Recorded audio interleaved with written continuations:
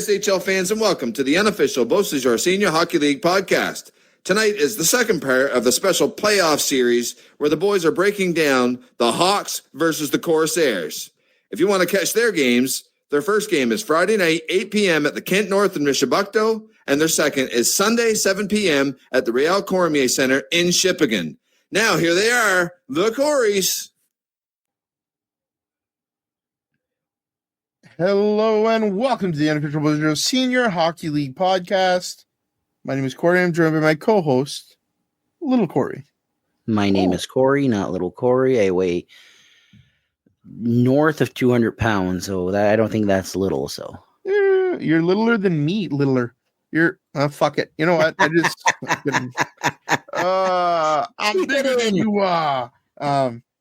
Thanks for being here, Corey. I'm littler. How you been? I've been great. You? Good. You excited? We've got playoff hockey tonight. Tonight. Can you believe it's already here? I can't believe it. Pretty excited, man. Discussing which games we're going to. Looks like you're probably going to be in LC.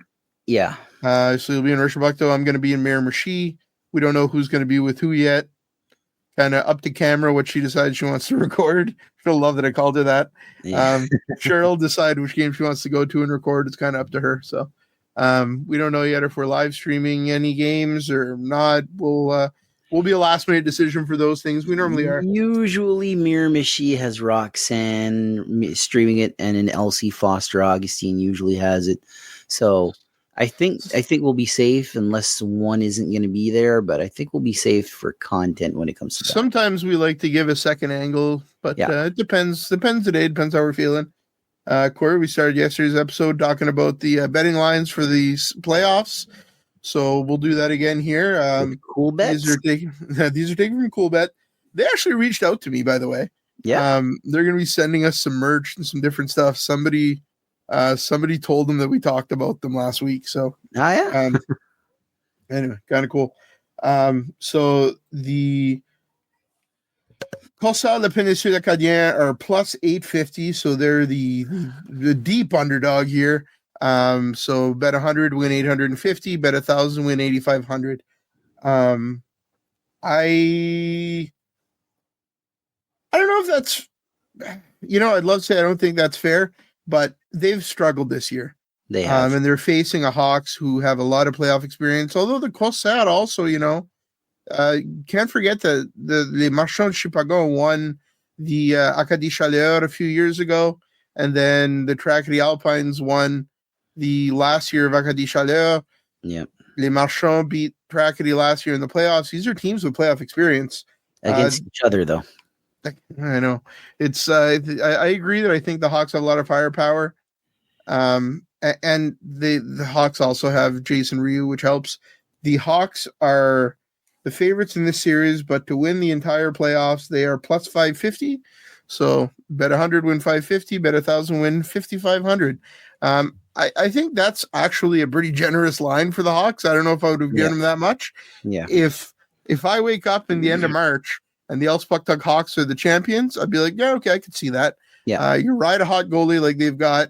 You have guys like Robbie Graham, Brody MacArthur, Alex Arsenault. You bring in the Lumberjack line. Wayne Jones playing the best hockey that I've seen him play in senior. Mac Brown's been picking it up lately. Yeah, Wayne Jones is someone that impressed me tremendously in the playoffs last year. Like probably their MVP for that Lumberjack series. That's where he became Wayne the Train? Wayne the Train Jones was started in Doketown. Was born in Doketown. Yep. Mac Brown's been showing signs of being the old Mac Brown. Robbie Graham is as advertised. Alex Arsenault is probably your ace in the hole right there. And low key, I think Brody MacArthur is not far from Alex Arsenault. The Doketown line, they are as advertised as well. They have chemistry together. And that's why they are a full line. You look on D, there's no shortage of defensemen there. Danick Cret, Trey Lewis, Elijah Francis. That's your top three right there, and we're not even done. Hébert is going to be there. I don't know if Guitar is going to be there. Hébert's played a hell of a season this year. Oh, incredible. He's improved a ton too. I hope Guitar comes back for the playoffs. I like him a lot as a player. I just think the Hawks have a stacked team that's going to be tough for the Corsair to be able to. I don't know. I think the Corsair do stand a chance. I just think over the course of the game and over the course of the series, they're going to get worn down by that rough physical. Andy Joseph smacking you, Trey Lewis smacking you, Robbie Graham, Alex Arsenault. Okay, here's the biggest secret in the league: he will level someone. What that hit a couple of games ago, insane. Yeah, but again, I have a hard time completely ignoring the fact that the Corsair have a lot of playoff experience. I question, what went wrong this year, or what. They're a better team than their record on paper. Yes. When you look at that team on paper, they should be a contender, but it just hasn't clicked, hasn't worked out. No. I think for the Corsair to be successful in this series, you're going to have some big play from the Bezos. I think Benji Curtis has to become the Benji Curtis of old. He's played a good year. He's been solid. I can't say that I think Benji Curtis has been the breath of fresh air, along with Luke Williams. I think these two have been two solid pieces that on any given night on any other team, would be very successful. And on a team that hasn't been perfect, to say the very least, they've been incredible, but I agree. I think there's, Pat Jones has had a bit of a tough year. I hope he has a good bounce back playoffs. I think he's a good playoff performer for them. Pat Jones, Carl Saunier could have a really good playoff year. That would help them. Pat Jones is one of those guys that you kind of cheer for because I love that guy. But he's such a good player, such a good guy. And I remember the one thing I remember about him, my best memory of him is they lose in overtime to Trackety. And he comes out, smile on his face, confident, we'll get him next time. And they did. They did indeed. Yeah, he's a hell of a playoff player. I think Brady Patterson last year, though, in the playoffs for the Lumberjacks really impressed me a lot. Yep. And if I'm a Corsair fan, I'm expecting a lot from him this year in the playoffs. So, I think the one thing the Corsairs have is that experience in the playoffs. So that's what the Hawks have to look out for. And just some good physical play. The Corsairs have some fast guys. They weren't skating very well in Miramichi last Friday. Frankly, it just didn't look like they were motivated to go that night. I had some Corsairs fans behind me. And Corey, you remember that. They were relentlessly screaming, patine, Carlis, patine. It was hilarious. I heard they were on them. I heard the word tabarnak more times in 15 minutes than I did in my entire life. And it's a word that I use. But,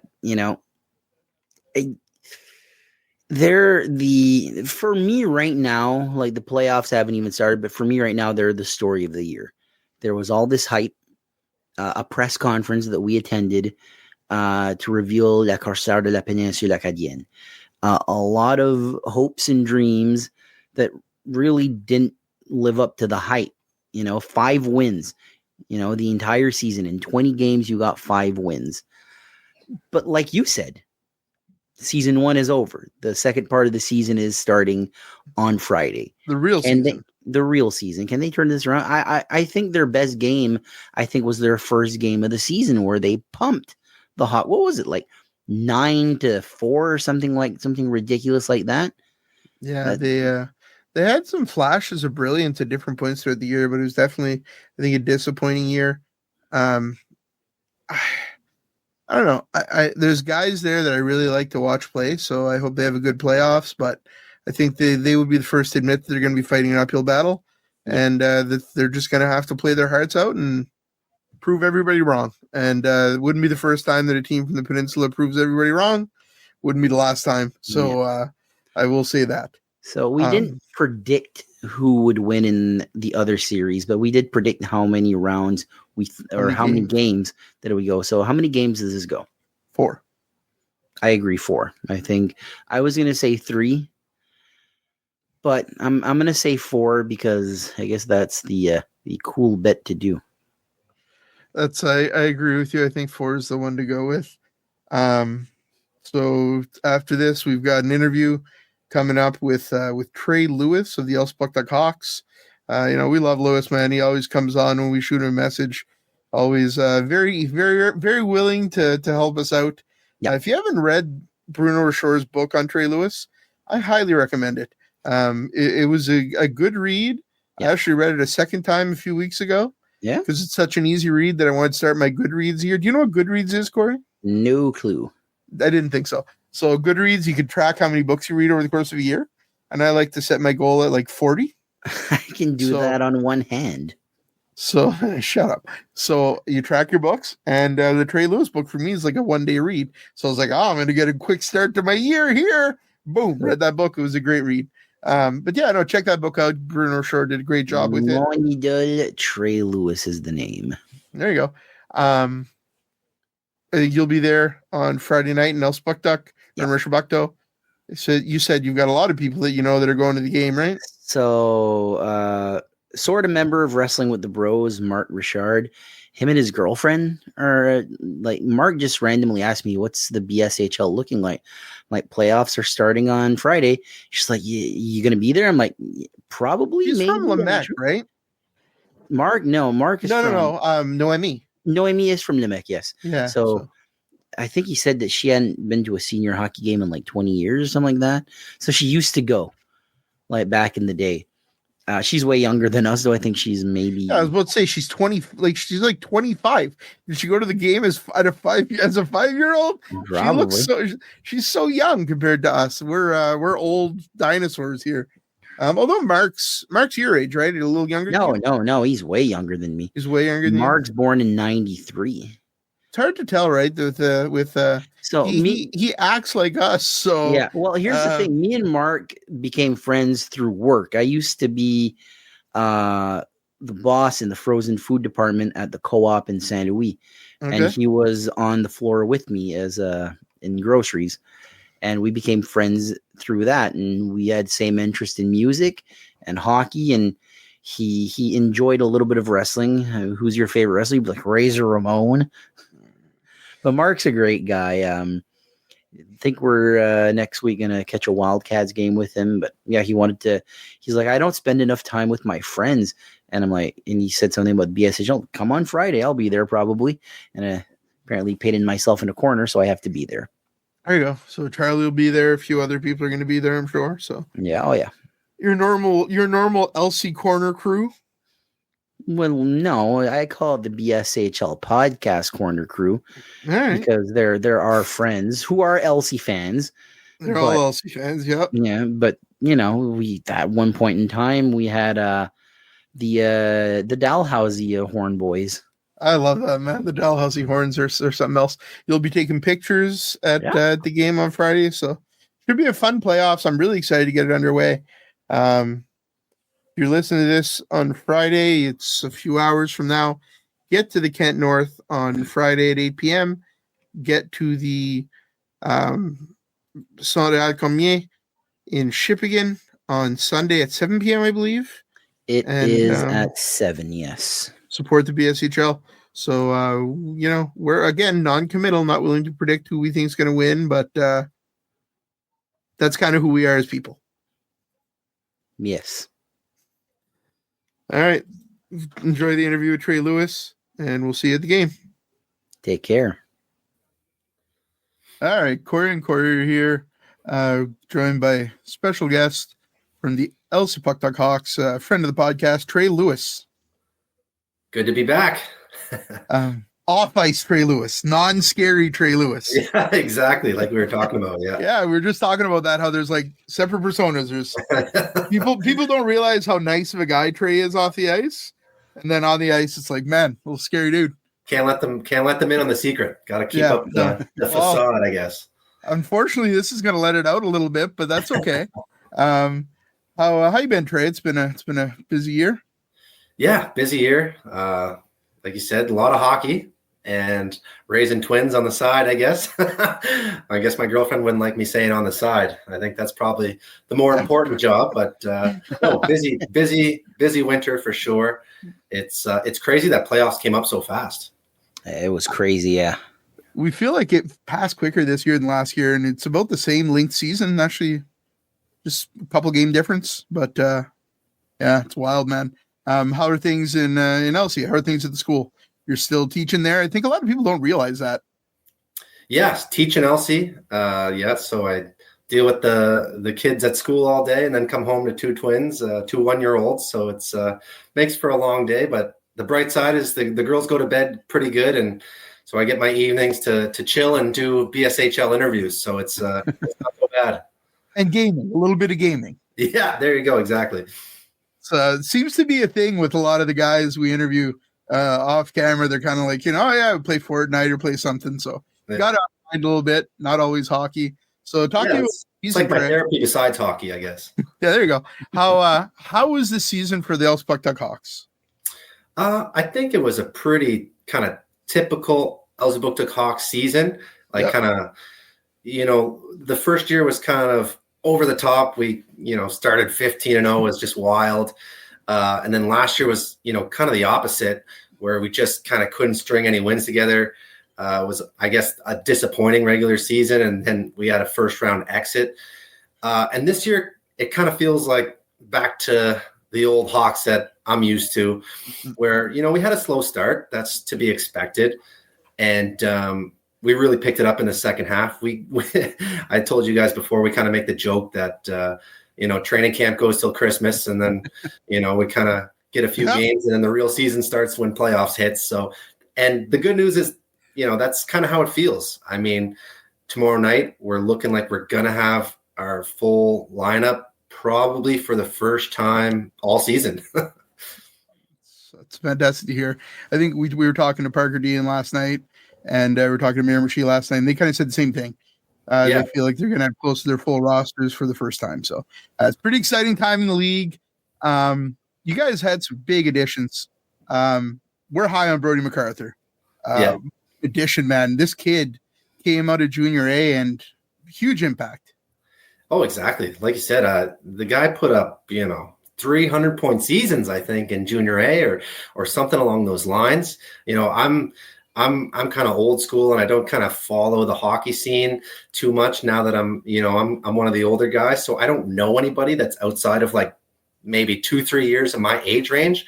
But, Cody McDonald and Rob McDonald know everybody. And Cole McDonald, they know everybody there is to know in Atlantic, Canada for hockey. And they assured me that this guy was going to be good. And sure enough, he led our team in points as a rookie.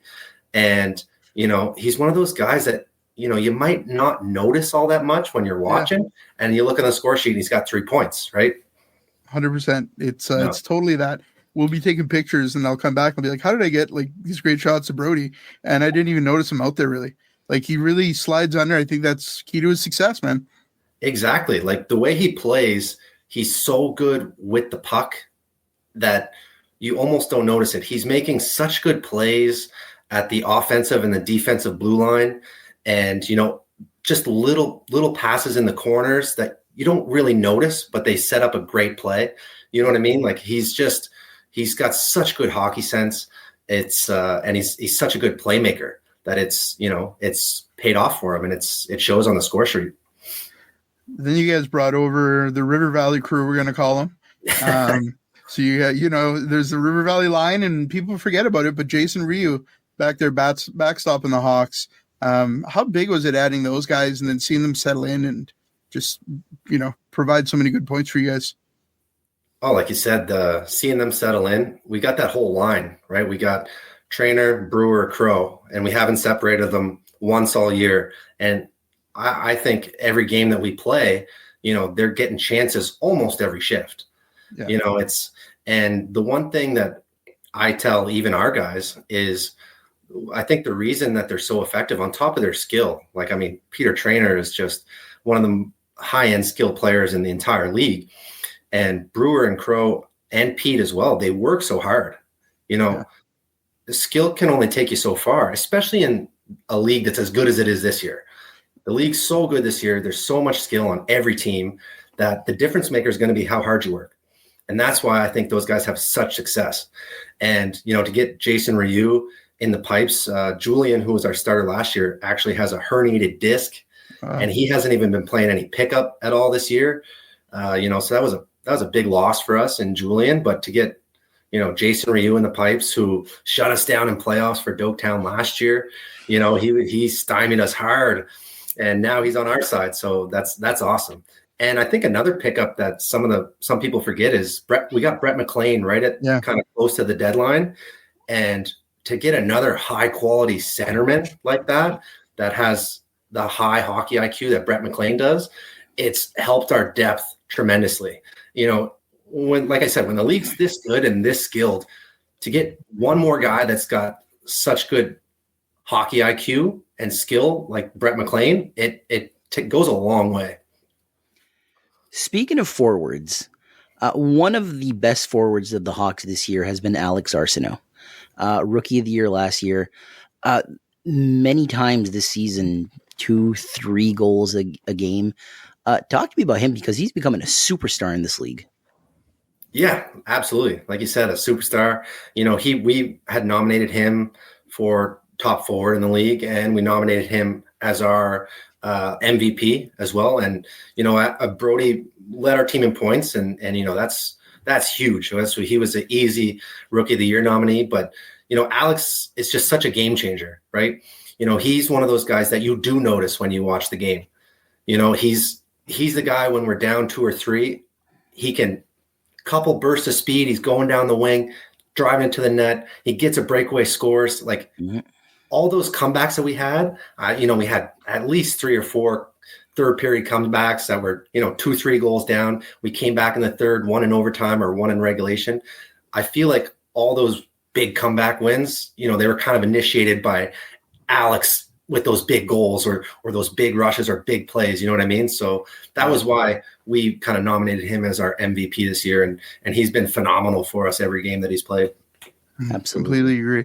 People that don't see the video, my cat just totally took over the podcast and started climbing my leg. Now she's hanging out. She's apparently a Trey Lewis fan, so that's cool. We'll do it. We'll just roll with it. Now we're looking into the playoffs, Trey. How do you feel going into this first round series against the Corsaires, really? Yeah, no, it's we always have good matches against the Corsaires. I mean, the first game of the year, we played them up there. They were prepared. We were short. We were not the team we are, and they hammered us. And I mean, that's kind of to be expected. It's a lot of people kind of freak out when you lose big in senior hockey, but that's going to happen once in a while. I mean, Dalhousie give it to us once this year too. That's going to happen in senior hockey. But the other 3 games that we played against the Corsaires, I'm pretty sure they were all within a goal or 2.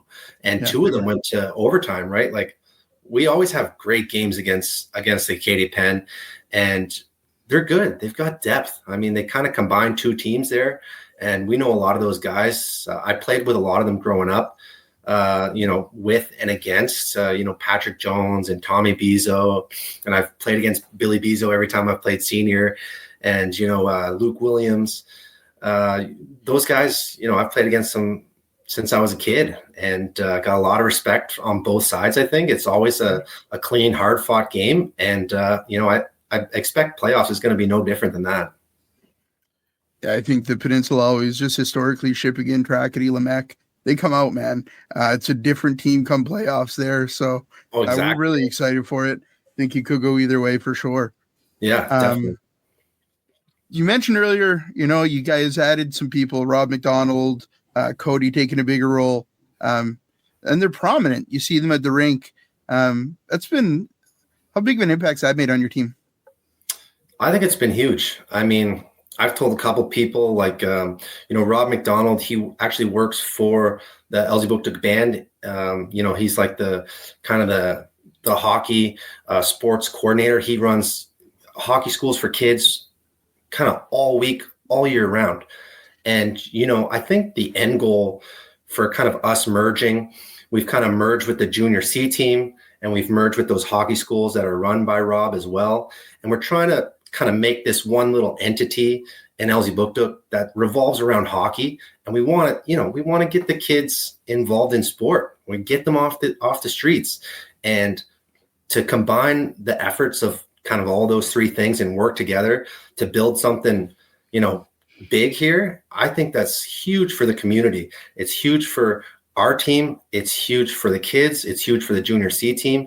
It's huge for Elsie, and it's huge for Beau Rivage, all together, because you go to the rink at our games, and it's not like it's only people from Elsie there. It's not only people from Rishabukto, St. Louis, right? It's all of them. And if we can build a community like that revolves around the hockey, and then at the same time give those kids something to work towards and get them off the streets, if we help, one or two kids, that's success in my eyes. And I think merging together and making that one big kind of conglomerate, or whatever you want to call it, right? I think that's the path to go. And it's been rocky, right? This is the first year we've kind of merged and combined, and we're going to iron out some things, but I think it's headed in a great direction. I think it's kind of the future of senior hockey. You see the big community impact. We're seeing it in Amherst as well, Miramichi. You get the little things, right? The seventh player, those little things, because for those kids, fist bumping Trey Lewis is a pretty big deal. So absolutely, you guys for doing it. No, it's been awesome, like you said, and to get and I work at the school, right? So I get to get kids come up to me at school, and they're talking about the junior C game that happened Friday, and then they got to go to the senior Hawks game on Sunday, and they're excited about it, and that's what they want to work towards, and they want to play with the Hawks one day, right? If that keeps them on a good path, then hey, that's success in my eyes. I'm all for it, man. Keep senior hockey going. We love it. Absolutely. All right, Trey. I appreciate your time, man. Good luck this round. Have some fun. We'll see you at the rink, of course. You know us. We live there. What are you gonna do? Oh yeah, I'm sure I'll see you guys there. Yeah, we'll see you there. Thanks for coming on. Thanks for always being so great for the podcast, and we'll talk soon. Yeah, thanks for having me, guys. Have a good one. Thank you, Trey.